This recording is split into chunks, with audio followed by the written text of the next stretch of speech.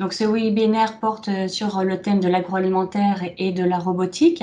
Ce webinaire détaillera les process en robotique et la façon dont les situations complexes sont solutionnées avec l'expertise de Pierre Lounis, directeur de Proxinov, et le témoignage industriel de Sébastien Marais de Fleury-Michon. Donc, dans un premier temps, je vais vous présenter brièvement Technocampus Alimentation. Donc, celui-ci fait partie intégrante du réseau régional des technocampus qui est mis en place par la région des Pays de la Loire.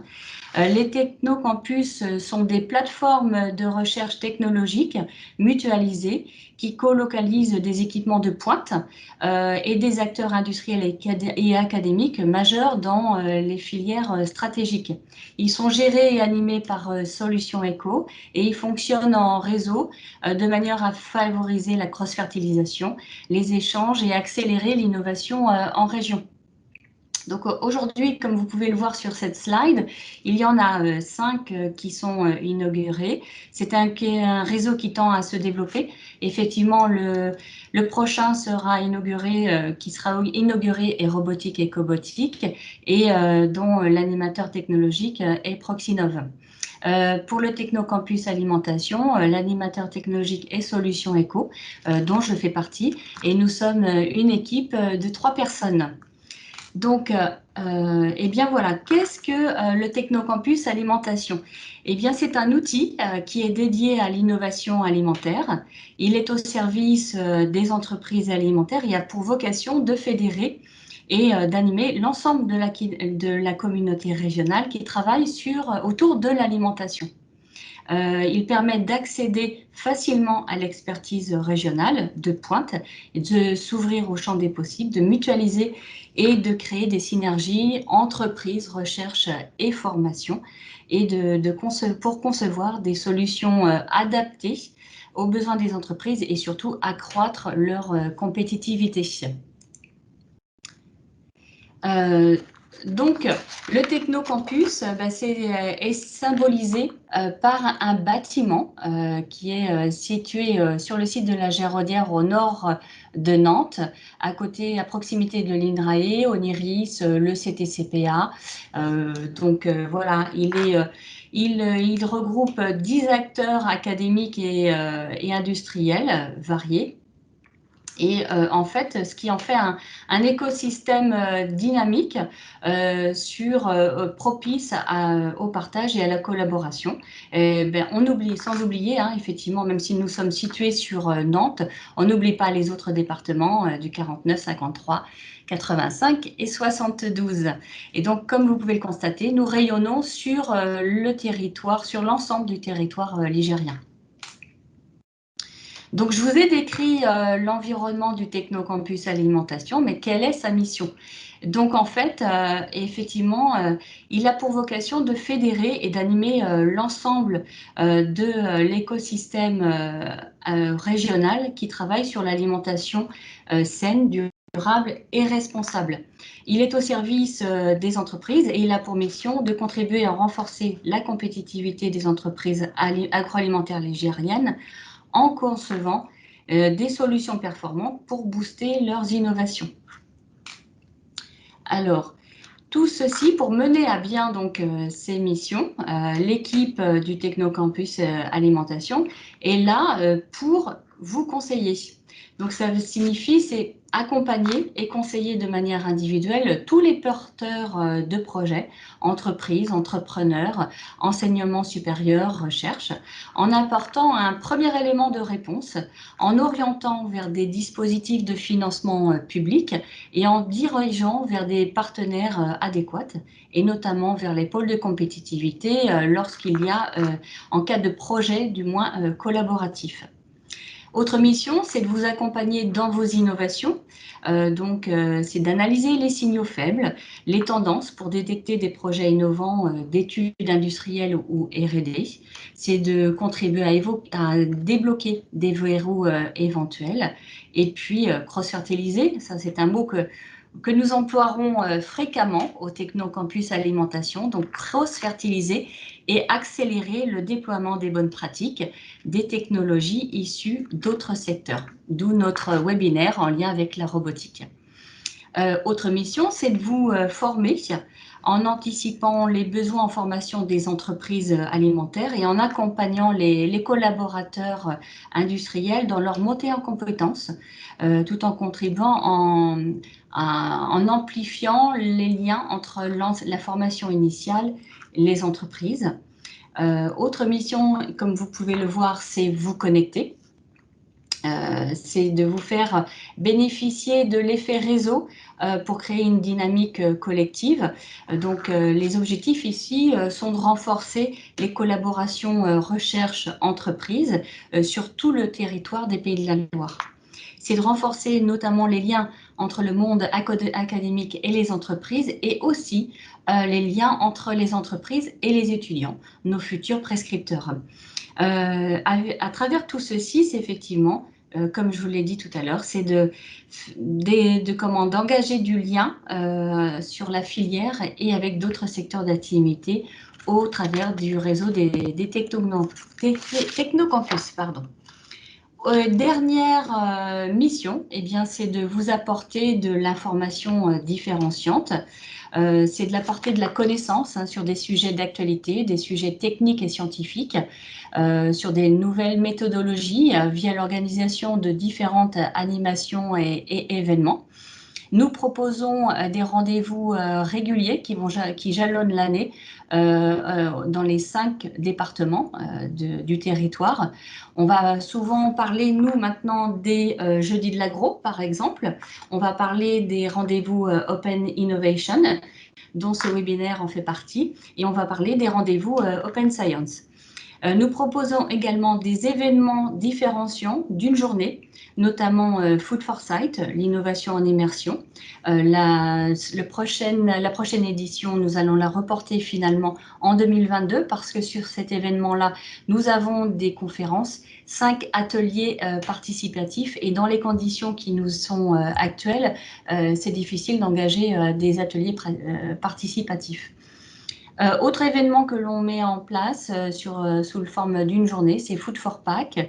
Donc là, sur la cible senior cette année en 2021. En 2019, nous l'avions organisé sur la cible enfant. Autre journée que l'on va mettre en place également, c'est une journée tendance et usage du monde et une journée alimentation saine et durable. Voilà, donc voilà. À travers tout ceci, je voulais également vous informer, de vous illustrer mes propos sur une présentation d'action qui a été menée depuis plusieurs années par Cap Aliment et qui va être prise dans le cadre du Technocampus Alimentation. Donc, cette action opération chercheur en entreprise s'adresse aux entreprises industrielles, agroalimentaires du moins, et l'objectif, c'est que l'entreprise ouvre ses portes aux enseignants-chercheurs, postdoctorants et doctorants.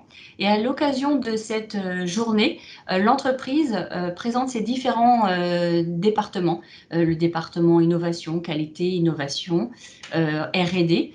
Et nous visitons l'entreprise par cette même occasion et à l'issue de cette visite, l'entreprise présente ses problématiques de recherche qu'elle rencontre.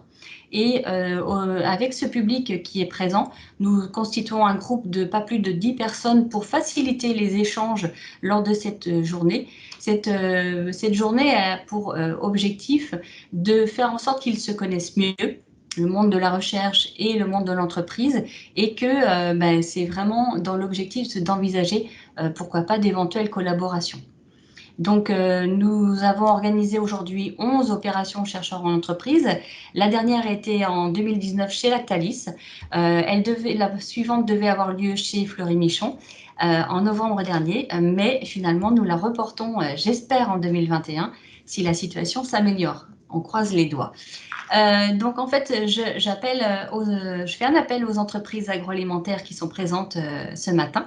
Si c'est quelque chose qui peut vous intéresser, n'hésitez pas à revenir vers l'équipe et on pourra monter ce genre d'événement. autre événement, effectivement, autre action que je pense qu'il est important que vous ayez en tête. Il y a différents outils web qui ont été mis en place par Cap Aliment. Ces outils web, vous les trouverez sur le site et ce sont des outils qui permettent aux entreprises d'identifier les compétences, des formations, des équipements qui peuvent leur être utiles pour leur projet d'innovation. Donc là, je ne vais pas vous les lister. Je vous invite à visiter le site internet. Voilà, Agrobiotis, par exemple, est l'annuaire national des partenaires prestataires et fournisseurs de l'agroalimentaire.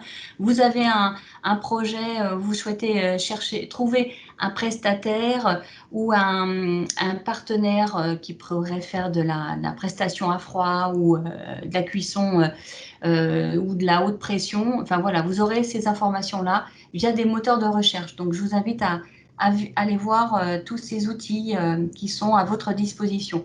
Pour information, ces différents outils vont être prochainement mis à jour. Donc avec le Technocampus Alimentation. Et puis, dernière slide, pour ne pas trop prendre de temps, je vous présente les prochains événements qui vont être prochains événements qui vont être organisés par le Technocampus Alimentation en partenariat avec des partenaires, enfin d'autres structures, que là vous envoyez quelques exemples. Je vous parlais des jeudis de l'agro, donc là 2 événements qui sont organisés en janvier et mars. N'hésitez pas à vous inscrire. Et donc tout ceci seront visibles sur le site du Technocampus Alimentation. Voilà. Je vous remercie et je vais passer maintenant la parole à Pierre et Sébastien qui vont nous présenter les solutions robotiques adaptées à l'agroalimentaire. Merci.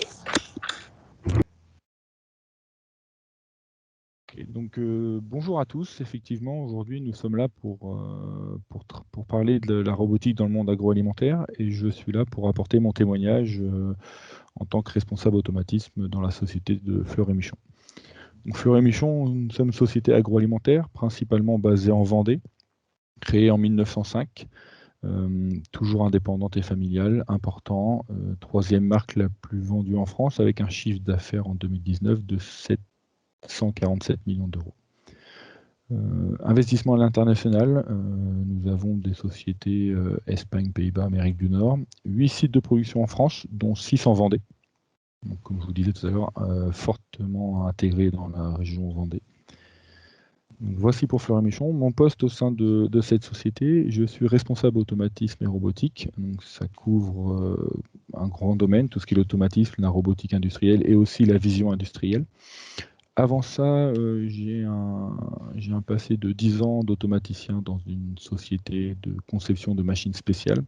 Et donc, je suis chez Fleur et Michon depuis 2013. Et aujourd'hui, je me retrouve dans les locaux de Proxinov pour vous parler de la robotique dans le monde d'agroalimentaire. Et oui, bonjour, je suis Pierre Lonis, le directeur de Proxinov. On a la chance d'accueillir Fleur et Michon. Proxinov, c'est le centre technique en robotique industrielle que vous connaissez, basé à La Roche-sur-Yon. Nous sommes près de 160 adhérents maintenant. Nous sommes un centre d'expertise technique focalisé sur la problématique de la robotique industrielle. Les adhérents de Proxinov sont répartis dans 3 familles. La famille des fournisseurs, des équipementiers, qui représente à peu près 37% l'année dernière, 37% de nos adhérents. Ces équipementiers vont avoir des outillages à mettre à disposition des intégrateurs, qui sont un tiers d'adhérents, de façon à pouvoir créer des machines spéciales à base de robotique et de cellules robotisées, donc un peu plus large que le robot lui-même, pour les utilisateurs finaux. Donc la promesse de Proxinov, elle est claire pour les acteurs qui ont besoin de la robotique. C'est premièrement pour les fournisseurs de mettre en avant dans des cellules et des activités dynamiques leurs équipements. Pour les intégrateurs, c'est d'aller dérisquer les problèmes les problèmes que la robotique peut voir survenir sur des machines spéciales et potentiellement complexes que sont les machines à base de robots, et pour les utilisateurs, d'aller préciser les cahiers des charges, outillage des machines pour répondre à leurs besoins.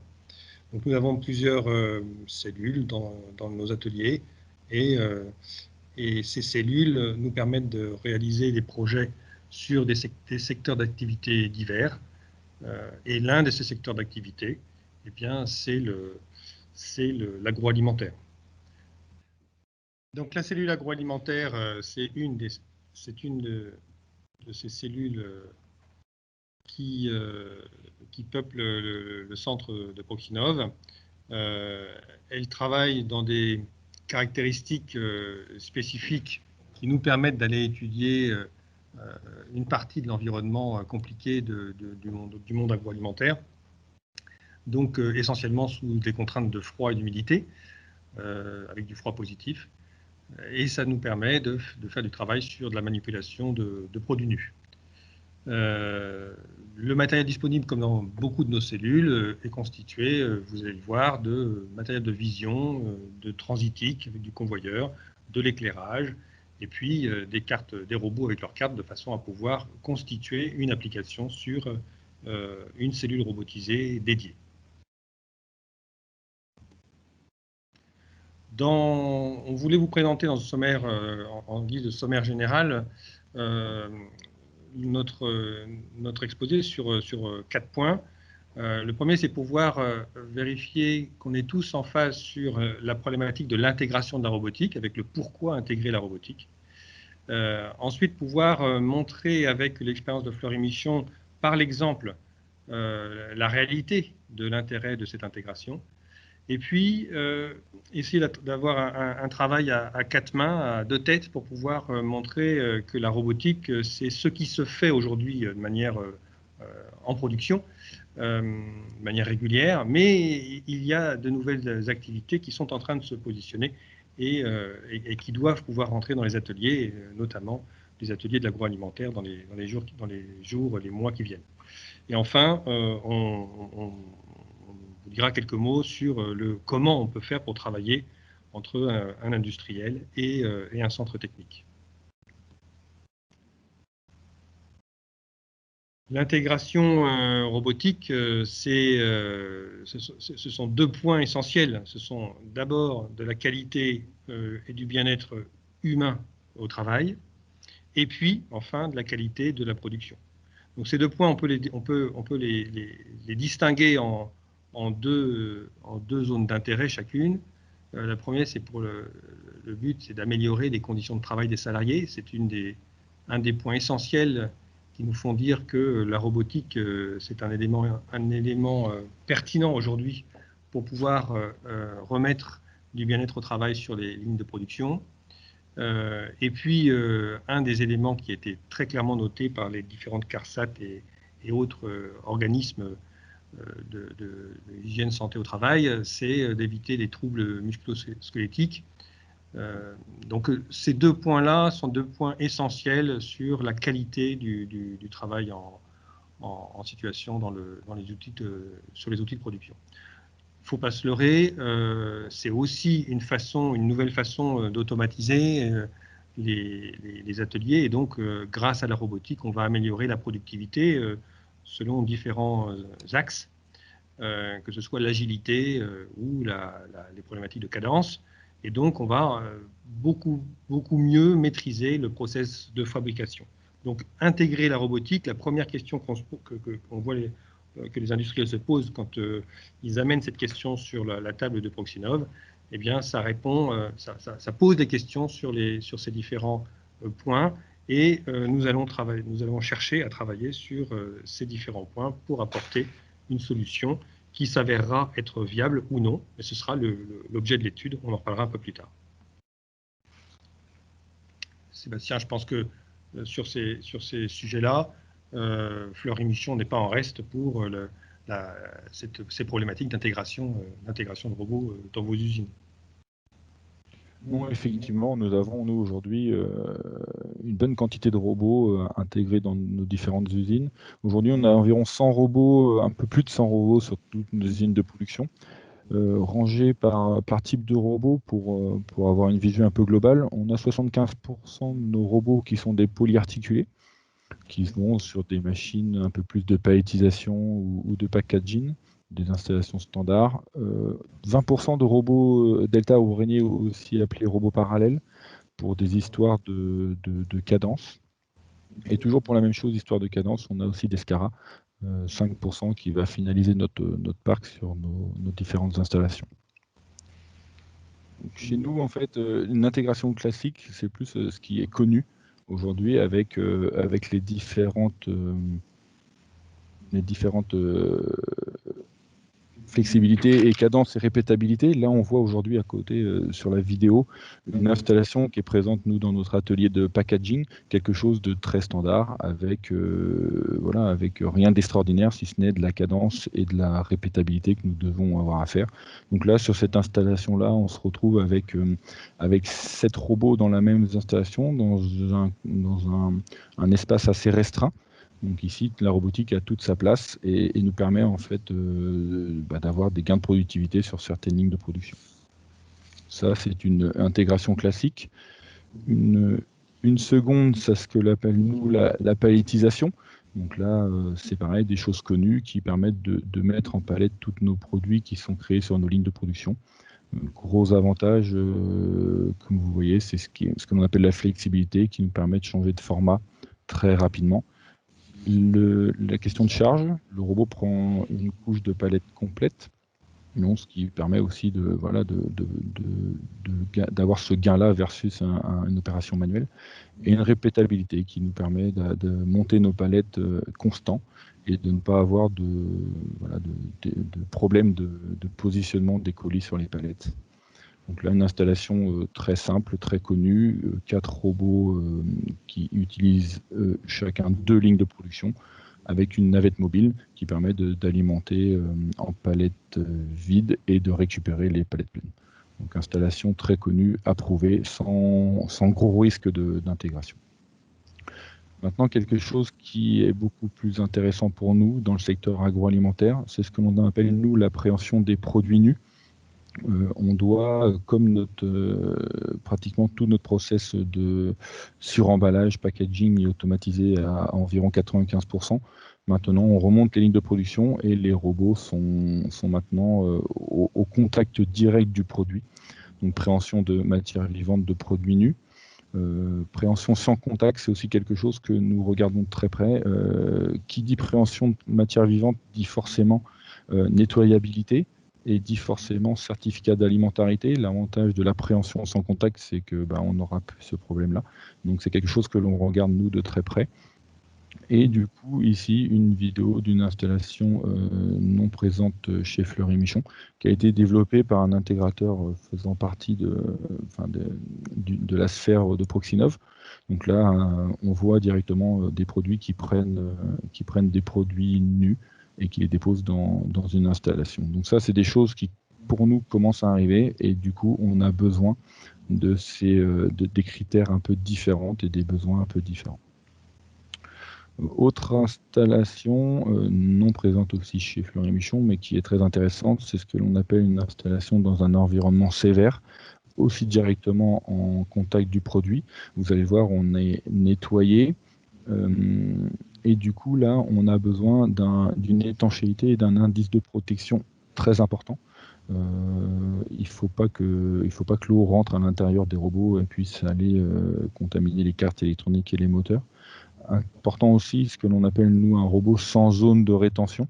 À partir du moment qu'il est nettoyé, il ne faut pas qu'il y ait de l'eau qui stagne dans des parties un peu exiguës de la partie robotique. On travaille très souvent dans une température inférieure à 4 degrés, donc il faut que les robots soient prévus pour, et résistants aux produits de nettoyage. Donc là, on va le voir un peu plus loin dans la vidéo. Quand on a un robot qui travaille comme ça au contact du produit nu, il y a forcément une phase de nettoyage qui est très importante pour pas contaminer de produit en produit. Et donc, du coup, il faut que les peintures, les joints, voilà, la conception entière de la partie robotique soit vraiment conçue pour pouvoir résister à ces produits de nettoyage. Donc, il y a certaines normes des produits de nettoyage, il y a aussi des produits plus ou moins alcalins. Donc, il faut que ces produits robotiques soient vraiment en phase avec tous ces produits-là pour pouvoir vraiment résister à tout ça. Donc, c'est ce que l'on voit bien là sur la partie vidéo. Ça, ce sont des besoins connus et des besoins en cours sur lesquels nous avons déjà des réponses des gros industriels. Maintenant, si je parle des besoins génériques dans le monde agroalimentaire, on a ce que l'on appelle, nous, simplicité d'utilisation. J'aimerais que les robots soient de plus en plus simples à utiliser. Tout le monde aujourd'hui utilise un smartphone. Nos robots, quand moi je fais des formations de nouvelles installations, le premier retour que j'ai des opérateurs, c'est celui-ci. J'arrive à utiliser mon smartphone sans aucune formation. Et pourquoi est-ce que j'ai besoin d'une formation pour piloter les robots? Donc, si on pouvait s'en rapprocher, ça serait vraiment très intéressant. La partie ergonomie homme-machine, c'est ce que je viens de dire.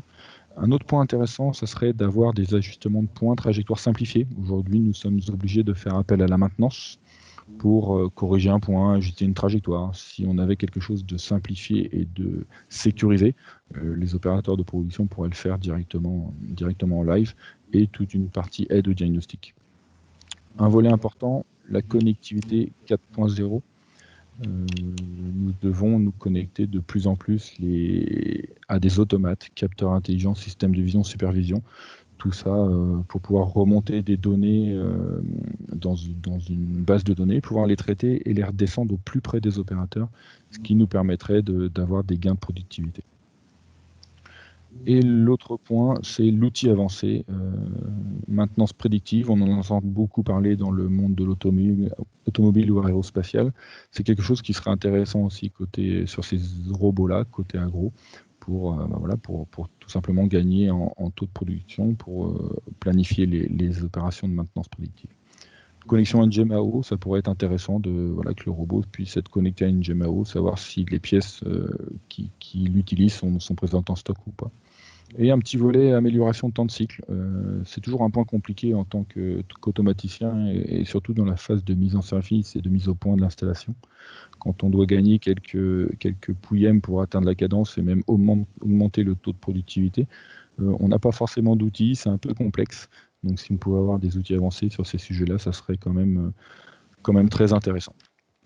Tout ça, ce sont des besoins génériques qui sont en test. On commence à avoir des solutions, et donc du coup on a des solutions alternatives complémentaires à la robotique, et c'est ce que Pierre va vous expliquer.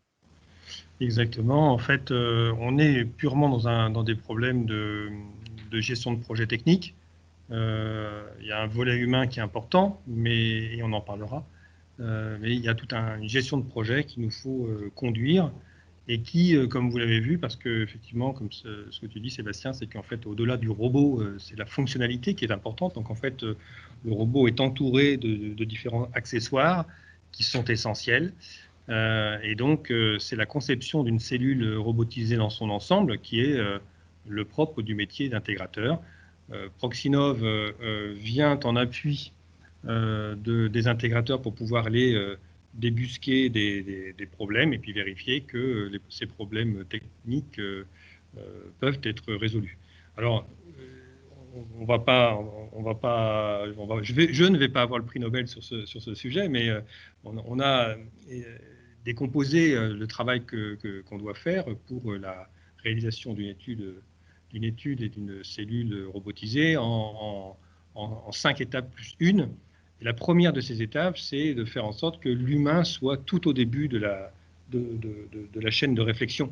Et donc, la plupart du temps, depuis des années, on travaille sur des outils de simulation, et donc on peut partager des simulations, et potentiellement, aujourd'hui, ce sont des simulations 3D, donc on a une visualisation en 3D de la machine qui va être réalisée, et on peut le partager avec les équipes. Eh bien, ce qu'on faisait et ce qu'on fait encore toujours pour pouvoir préciser le cahier des charges, pour pouvoir avoir une une vision de faisabilité technique, de la dimensionnalité, eh bien, on va le compléter à présent avec des outils de réalité augmentée et de réalité virtuelle. On a la chance dans notre région d'avoir un acteur essentiel en France sur le sujet, qui est Clarté à Laval. Et donc, ça nous est arrivé d'aller travailler sur une machine, celle que vous avez là à l'écran, et qui nous permet d'aller insérer de la réalité augmentée sur le process, de façon à pouvoir simuler des choses qui seraient compliquées de réaliser dans les ateliers. Cette complexité d'opération sur l'image que vous avez là, c'était une opération de résinage. Donc on ne l'a pas réalisée, mais on l'a modélisée et on l'a projetée dans la lunette que la personne sur la photo dont elle dispose, de façon à ce qu'il puisse estimer les encombrements, les cadences, etc. Donc ça permet d'aller plus vite, ça permet de visualiser les choses, d'incorporer l'être humain dans l'appropriation de la solution, et puis in fine aussi, bien sûr, de réduire les coûts. Je pense que Sébastien, tu dois avoir aussi un exemple sur l'intégration de ce type de technologie sur vos machines. Oui, on se sert aujourd'hui énormément de cette réalité augmentée pour, surtout dans notre phase d'étude conception. C'est un outil intéressant qui nous permet de dimensionner, de valider sans avoir gros investissements au tout départ, surtout sans avoir à réaliser mécaniquement les pièces. Ce qui nous permet simplement de voir si les accès, des montages, le dimensionnement de l'ensemble est cohérent et si tout se passe correctement. Ça nous permet aussi, nous, d'intégrer dès le début les équipes de production. Pour nous, c'est un élément important de la réussite d'un projet, c'est l'intégration des équipes de production. Ce sont eux qui vont vivre avec, l'utiliser. Et donc, c'est tout à fait logique qu'ils ont leur mot à dire, surtout dans la phase de conception. Ça nous permet de rendre palpable l'installation. Et donc, du coup, c'est hyper intéressant pour nous d'avoir accès à ces technologies-là. Par contre, je suis d'accord que ça reste, cet outil est intéressant dans la première phase d'étude, mais par contre, ça reste quand même la première phase d'étude d'un projet. Oui, alors c'est vrai que ça permet de lancer l'étude et de faire en sorte que les équipiers soient tous informés de ce qui va se passer. Après, on a une gestion de projet classique, je dirais, avec des problématiques qui sont sur les différents étages de la capture de la donnée, le transparent que vous avez sous les yeux, jusqu'à la conception de la machine, la réalisation de la machine. Et donc, on a toujours un travail à réaliser dans tout démarrage de n'importe quel projet. On a toujours un travail à réaliser sur la donnée. Cette donnée, on en parle beaucoup en ce moment, associée à la problématique du big data ou associée à la problématique de l'IA. Et vous savez que la robotique et l'IA sont intimement liées maintenant dans tous les organes européens ou nationaux. Donc cette problématique de l'utilisation de la donnée pour en faire quelque chose, ça passe d'abord par capture de la donnée. Donc on travaille sur Proxinov sur des problématiques de capture de données qui peuvent être d'ordre divers. Là, vous avez sous les yeux, parce qu'on va parler d'agroalimentaire, une problématique qu'on a eu à traiter pour pouvoir faire de la classification d'huîtres. Les problématiques du sujet que le client nous a apporté, c'était que les cadences soient élevées et qu'on puisse distinguer des huîtres et les isoler pour les calibrer, des huîtres qui soient séparées l'une de l'autre. Vous voyez le tampon de défaut sur ces deux huîtres en bas à gauche qui sont accolées et donc qui n'ont pas été séparées par les opérations amont. Donc, le travail d'un centre technique comme Proxinov, c'est d'aller déterminer, de voir ce qui est possible de faire dans le cadre du champ des contraintes proposées par le client et partenaire. Et donc, là, pour cette fois-ci, on avait travaillé sur le système de vision et le système mécanique de préhension, de façon à pouvoir apporter des bribes de solutions que le client allait pouvoir traiter par la suite. Une fois qu'on a capturé cette donnée, il nous faut la traiter. Là encore, rien de nobélisable dans ce que je dis, mais c'est le travail classique d'un bureau de préétude tel qu'on peut l'être. Là, vous avez par exemple, dans le traitement de l'information, c'est qu'une fois qu'on a, conçu le banc qui amène les objets, eh bien, on va pouvoir faire de la vision pour pouvoir détecter la position de ces écrous, de façon à vérifier à trouver la position des écrous défectueux. Donc tout ça, là encore, là, le capteur, c'est une caméra 2D. La problématique, c'est de la vision en temps réel. Comme il nous faut pouvoir prendre les objets un par un, eh bien, il nous faut une mécanique de séparation des objets. Donc on a à peu près la même problématique que pour les huîtres de l'exemple précédent. Un sujet comme celui-ci, vous voyez, c'est 60 jours hommes pour une équipe, pour les gens de Proxinov. Et vous voyez qu'il y a une similarité entre les deux travaux, de l'agro à la métallurgie, là. Et donc, en fait, plus le temps passe et plus on est capable d'avoir un patrimoine intellectuel sur ces sujets et donc de pouvoir rapidement aller vers les bons outils et les bonnes réflexions pour lever les sujets. Un autre problématique du traitement de données, c'est l'assemblage de fils électriques sur des transformateurs. Sur cette problématique-là, on va se retrouver aussi avec de la vision. Comme nos transformateurs sont des objets plutôt 3D, on va faire de la détection. La problématique, c'est de détecter des positions de COS en 3D et d'aller ensuite manipuler des câbles souples. Donc vous voyez que là, on a des complications technologiques parce que le souple, c'est pas le rigide. Ça ne va pas exactement à tout coup là où on souhaiterait que ça aille. Et puis, on a une problématique de modélisation 3D du transformateur. Vous voyez l'encart en haut à droite dans cet écran. Donc là, c'est le positionnement des COS du fil. Mais la modélisation 3D va aussi inclure des problématiques liées à des positions et des incertitudes de position en 3D. Donc là aussi, il faut pouvoir intégrer des éclairages particuliers, des systèmes de préhension particuliers, des systèmes de vision spécifiques. Une fois qu'on a fait la capture et le traitement de la donnée, eh bien, on va aller jusqu'à la notion de prise de décision. Prendre une décision, c'est déjà le début de l'action. Là, par exemple, sur ce cas-là, on a la problématique de la prise de décision sur la trajectoire d'un outil qui va polir un moule en inox. La problématique de ce sujet, c'était de déterminer des statistiques de trajectoire et de les comparer et d'avoir un contrôle très précis de l'effort que l'outil allait pouvoir réaliser sur la surface étant complexe, avec des courbures différentes, et donc il fallait pouvoir asservir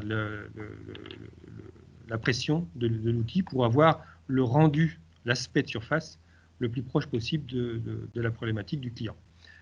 Donc là aussi, on va faire des études, là aussi on va trouver les bons équipements, et quand on ne les trouve pas dans notre région, on va les trouver en France, et si on ne les trouve pas en France, on va les trouver en Europe. Donc notre travail, c'est d'aller explorer l'ensemble des possibles et les ramener au sein de cette cellule, en faire des tests et comparer tout ça pour pouvoir amener des éléments de réflexion et de prise de décision auprès du client. Et enfin, un quatrième élément sur lequel nous travaillons beaucoup, c'est l'élément de l'action. Le robot, tout le monde le connaît comme étant un objet qui porte quelque chose, et ce quelque chose est un outil. On l'appelle aussi l'effecteur, il va réaliser des choses. Eh bien, cet effecteur, on va pouvoir le construire en fonction des différentes applications. Et ce sont nos imprimantes 3D qui vont travailler selon les plans qu'on va pouvoir leur donner, de façon à pouvoir créer des préhenseurs qui soient adaptés à la complication apportée par nos solutions. On a bien sûr des équipementiers qui sont des spécialistes des effecteurs, et donc on est capable de montrer quand les effecteurs existent, Et quand les effecteurs n'existent pas ou qu'il y a une problématique particulière sur l'action de prendre, alors on est capable d'aller dessiner et réaliser grâce aux imprimantes 3D. Ce faisant, on a pu montrer combien il était utile d'avoir des machines d'impression 3D pour faire de la fabrication additive, même sur du PLA, du plastique surchargé, de façon à prototyper rapidement des objets afin de faire les pré-démonstrateurs industriels. Donc ces problématiques-là sont des problématiques que nous utilisons pour nos besoins, les besoins des dossiers et des projets de nos partenaires, et qui permettent de montrer de nouveaux usages de l'utilisation de ces différentes machines dans les ateliers pour pouvoir préciser, accélérer le travail de prototypage dans les ateliers.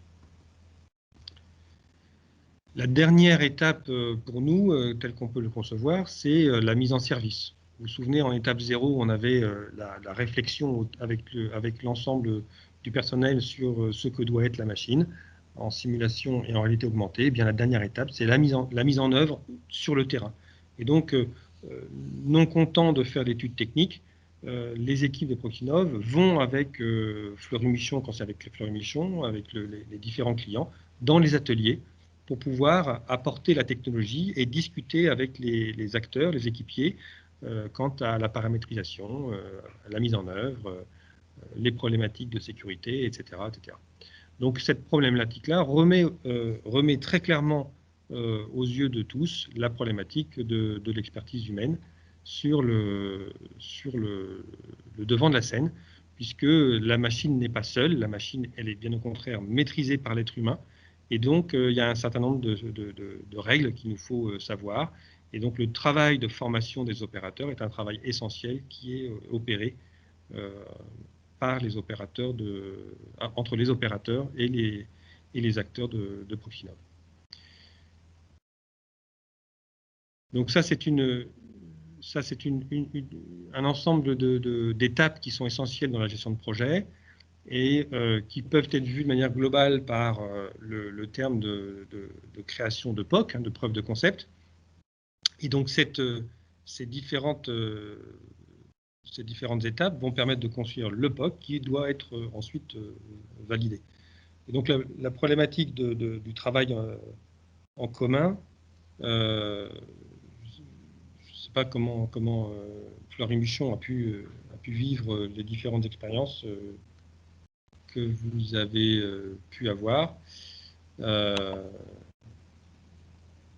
Là, c'est une cellule d'assemblage, donc on n'est pas sur de l'agroalimentaire, mais la définition de ces preuves de concept permet d'aller valider des solutions technologiques.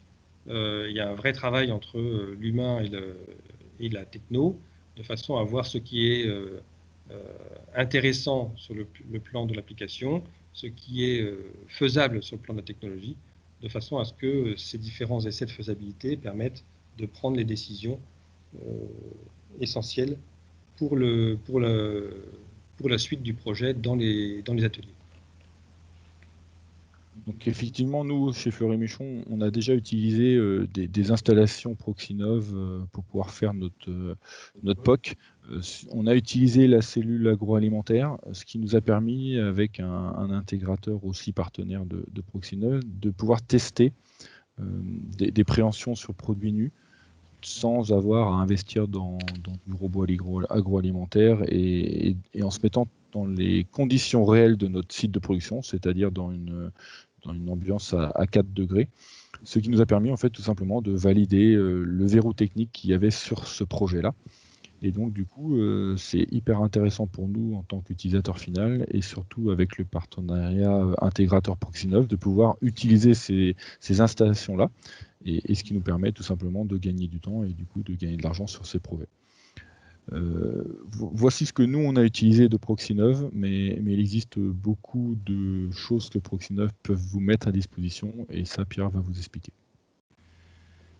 Oui, alors dans ces différentes actions, on vient de parler beaucoup sur la partie technique parce que la partie technique c'est le cœur d'activité, on a une vraie valeur ajoutée qui est discriminante. L'agenda que vous avez sous les yeux vous montre qu'une autre action de Proxinov, c'est de réaliser des journées techniques. Et curieusement, vous voyez, il y a une journée technique le 20 mai sur l'agroalimentaire. Donc, il ne faut pas hésiter à venir nous voir si vous êtes intéressé sur ces sujets-là. Il y a une centaine entre 100, 120, 130 personnes qui viennent sur ces journées techniques dans les jours normaux, les jours où il n'y a pas des virus qui traînent partout. Et ça va revenir. Et vous voyez, on a aussi une journée technique sur la partie réalité augmentée. Il y a à peu près entre 4 et 6 journées techniques ces derniers temps là, par an. Et puis, l'objectif, c'est de créer ce réseau. Et donc, en fait, une des forces du Proxinov, c'est que c'est un réseau. Et donc, on fait valoir les succès de l'ensemble des adhérents du réseau, ce qui fait que les gens se connaissent entre eux et puis puissent voir et comprendre et travailler avec les solutions que les différents acteurs ont pu amener. Voilà, donc les différentes points de retrouvailles pour nous, ça va commencer le 30 mars, on y croit, avec la réalité augmentée, le 20 mai avec la partie agroalimentaire, et puis à partir du mois de juin, on a une deuxième partie de saison sur les journées techniques, avec des sponsorings de différents acteurs pour réaliser ces mini-salons techniques et théoriques qui nous permettent de bien comprendre les sujets particuliers qui sont les sujets d'intérêt pour la communauté de Proxinov. Voilà, je crois que c'est ce qu'on avait envie de vous dire ce matin. Moi, je conclurai en essayant de rappeler en 3 points le fait que travailler sur la robotique, que ce soit sur l'agroalimentaire ou de manière plus générale sur l'ensemble des différents secteurs, c'est d'abord de bien comprendre les besoins du métier et les besoins humains pour pouvoir y apporter une solution qui soit adaptée, purement adaptée, et pas seulement technologique, pas seulement se faire plaisir sur l'ensemble de la technologie qui est disponible. C'est travailler aussi au plus tôt avec les équipes, et ça c'est fondamental pour que le projet, les réflexions techniques et humaines sur ce sujet percolent dans les ateliers pour pouvoir apporter et du bien-être sur le poste de travail, mais aussi de la productivité. Et puis, un des éléments clés qu'on rencontre de plus en plus souvent, et vous le vivrez si vous venez avec nous, c'est qu'il faut accepter d'être surpris par des prémices ou des conclusions de l'étude, parce qu'il y a toujours des choses qui apparaissent auxquelles on n'a pas pensé et qui amènent du mieux sur la conception du projet. Donc, pour moi, travailler entre un donneur d'ordre et un centre technique comme Proxinov, l'objectif, il est d'accélérer ensemble pour pouvoir apporter du mieux dans les unités de production, mieux au sens technologique et mieux au sens humain. Voilà voilà ce qu'on peut vous dire sur ce sujet-là, et la place est aux questions en direct ou aux questions en replay. Donc n'hésitez pas à appeler les différentes personnes qui sont sur votre écran de façon à pouvoir poursuivre la discussion. Merci à chacun. Merci à tous. Effectivement, comme disait Pierre, vous aurez vous avez les coordonnées qui s'affichent sur cette slide. N'hésitez pas à revenir auprès de chacun pour, si vous avez un problème, une solution, enfin un besoin une question particulière ou de réfléchir à une solution avec Proxinov. Et puis peut-être tirer profit de l'expérience de Fleury Michon, qui peut être aussi un bon interlocuteur. Donc voilà, écoutez, je vous remercie à tous, Pierre et puis Sébastien. Merci. Et puis à vous-même également d'avoir participé à ce webinaire. Merci, bonne journée. Merci, bonne journée, au revoir.